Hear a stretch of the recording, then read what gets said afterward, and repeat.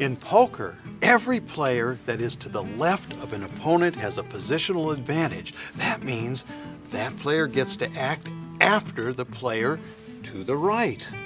For this reason, the money flows clockwise round and round the table. If you could put a weather satellite up in space, look down on a poker table, you'd see the money flowing round and round in a clockwise direction, because each player to the left of another player has that positional advantage.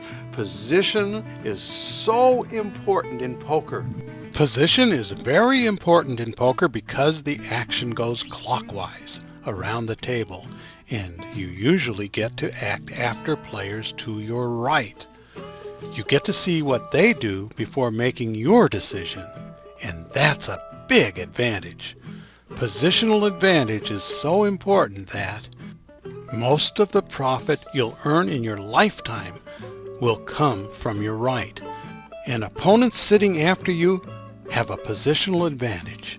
So sadly, most of the money you'll lose in your lifetime will vanish to your left. The trick is to earn more money from players on your right than you lose to players on your left. There's no such thing as a lucky seat, except after the fact. Looking back, you might observe that a seat has been lucky, that good fortune and good cards were associated with that seat. But there's no scientific way to predict which seats will be lucky and which will be unlucky beforehand. But there's something you can do scientifically. You can choose a winning seat, and it all has to do with the power of position. We've told you that position is really important and that you have an advantage over players to your right who act first. We've also told you that you're at a disadvantage against players to your left. But why leave it at that? Try to choose a seat so that players to your right provide the most profit and players to your left do the least damage. Weak callers go on your right.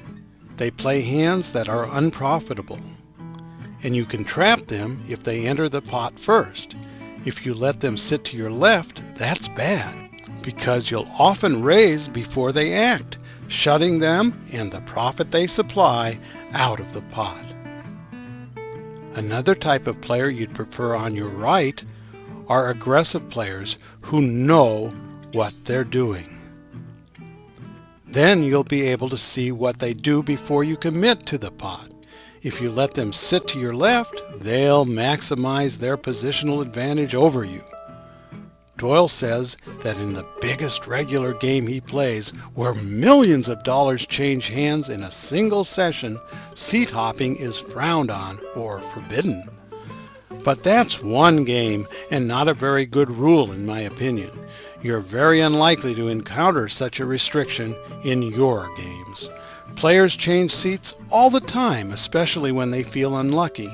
So you should take the opportunity to do that too, but for logical reasons.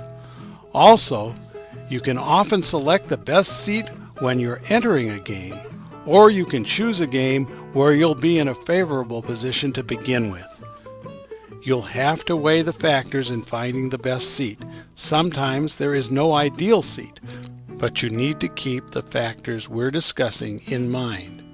Choosing the right seat is so important that if you haven't considered it before and are breaking even, you can figure to be a winner just by practicing these guidelines.